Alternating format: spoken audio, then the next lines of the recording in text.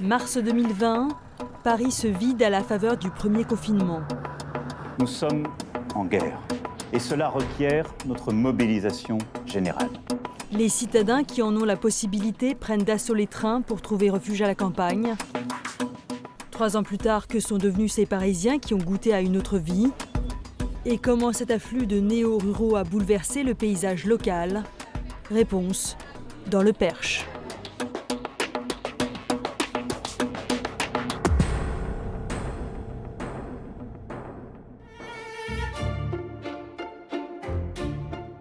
Ce mardi à Sablon-sur-Huisne, séance de coworking chez Grégoire et Géraldine.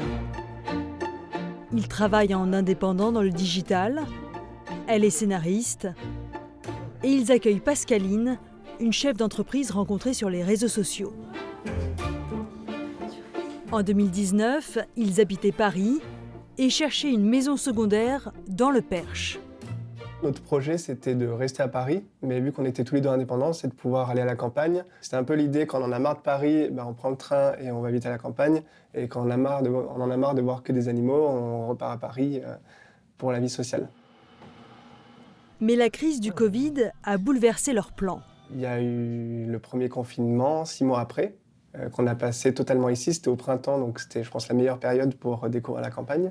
Pour la petite histoire, on se disait même, c'est dommage qu'ils ne confinent pas un peu plus, parce que finalement, on était très bien. Et c'est en fait, justement, quand la rentrée commence à arriver, qu'ils commencent à parler d'un deuxième confinement, qu'on s'est dit, en fait, là, ça fait 6 mois qu'on allait peut-être 2 fois dans l'appartement, qu'on paye 1 400 € par mois. Donc, autant le lâcher pour l'instant, et puis on voit ce que ça donne. 3 ans plus tard, ils sont définitivement installés dans cette maison qu'ils nous font visiter.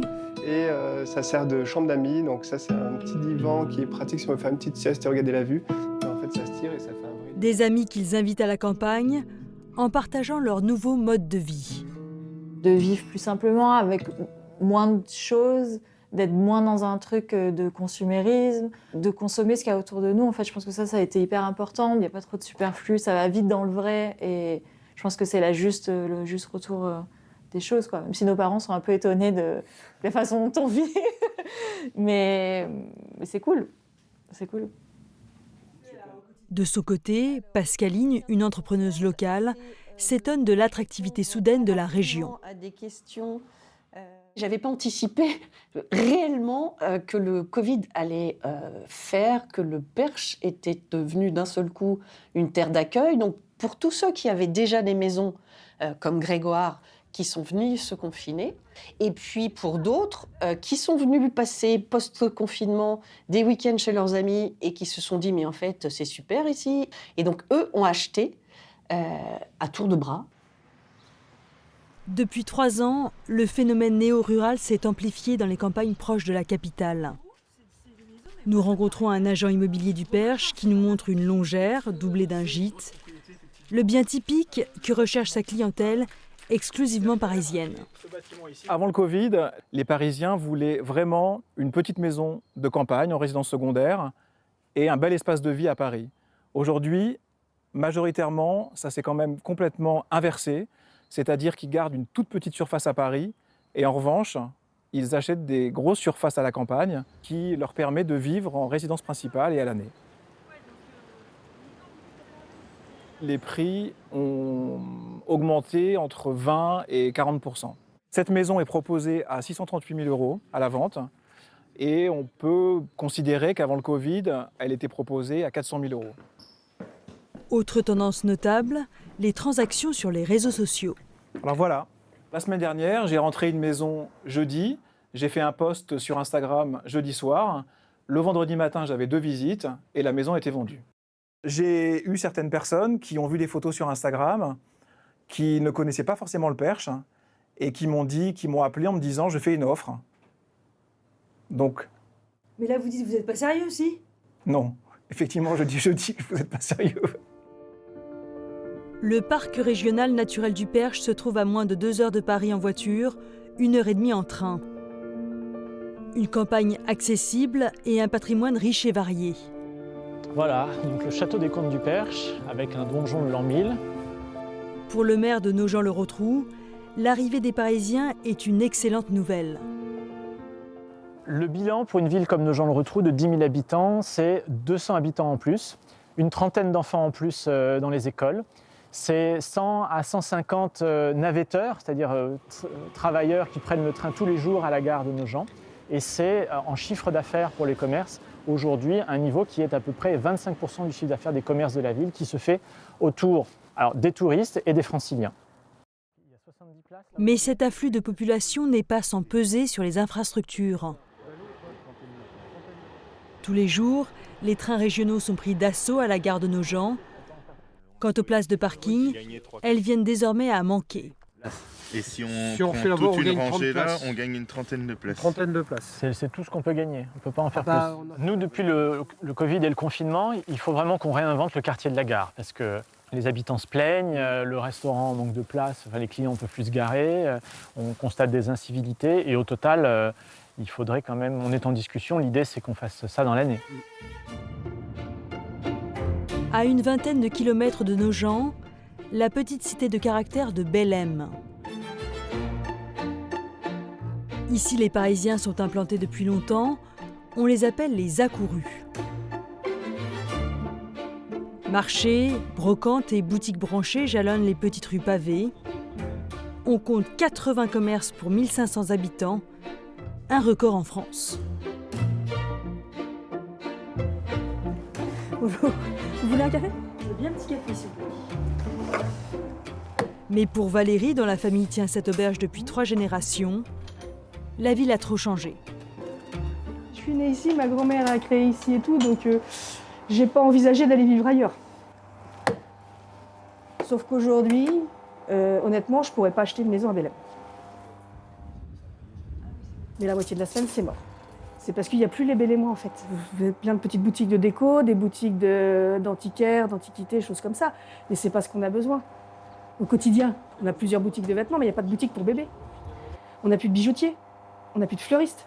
Donc on prend la voiture et puis on va à Mamers, on va à Nogent, on va à Mortagne faire nos courses. En plus de faire augmenter les prix dans la région, les citadins ont également parfois des attitudes désobligeantes. Alors il y a 2 catégories. Il y en a quand même qui sont sympathiques, qui sont bien, qui viennent pour être à la campagne, mais réellement, il y a celui qui ne viendra pas chez nous, parce qu'on n'est pas assez bien pour eux, vu qu'on est un petit restaurant ouvrier. Il y en a une fois, elle m'a fait rire. Elle est venue et tout juste, elle n'était pas surprise qu'on ait l'électricité. Parce qu'on était vraiment, je ne sais pas comment dire, bon, on était des ploucs, quoi.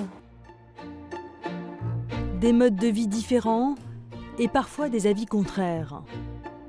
L'agriculteur et éleveur Benoît Koning en fait l'expérience au quotidien. Depuis près de 100 ans, sa famille élève des vaches dans le Perche, mais très régulièrement, il se heurte aux remarques des nouveaux arrivants, notamment sur les questions écologiques.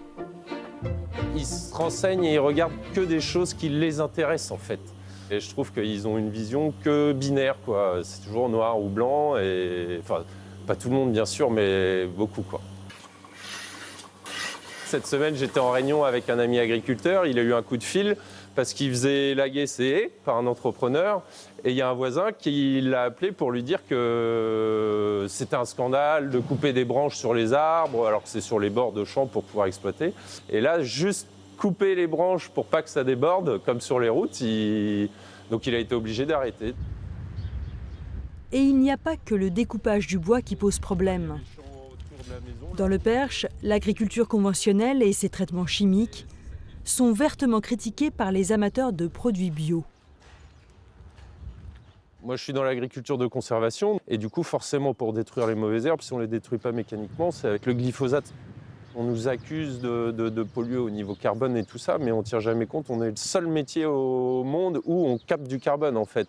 Et devoir se justifier, enfin voilà, je pense que c'est aussi une des raisons pour lesquelles il y a des agriculteurs qui arrivent au bout du rouleau. C'est pas toujours que financièrement, hein.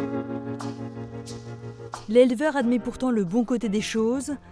Les consciences écologiques apprécient les circuits courts et les produits du terroir. Des produits qui sont à l'honneur dans les commerces et les restaurants branchés du centre de Nogent, justement. Les nouveaux arrivants sont également une opportunité pour le maire et son équipe. Bien, bonjour à tous. Alors que la ville se prépare à ouvrir un grand centre culturel. récupérer l'abbaye Saint-Denis qui va être libérée par le collège pour en faire un centre culturel. On a la volonté d'en faire un lieu culturel qui se visite. Nous voulons être la porte d'entrée des touristes sur le territoire, d'être un lieu culturel qui rayonne. En attendant le centre culturel, les Nogentais peuvent déjà visiter le 108, ouvert l'an passé par un couple d'ex-parisiens. Dans cet hôtel particulier qu'ils font restaurer à grands frais, les Attali ont installé une galerie d'art et un salon de thé. C'est un vieux rêve qu'on avait, d'avoir un lieu où on puisse exposer des gens qu'on a envie d'exposer. Jamais on n'aurait pu monter une galerie à Paris, jamais. On n'en aurait jamais eu les moyens, tout simplement. Toutes ces peintures sont d'un même artiste qui s'appelle Katz, qui aime la couleur.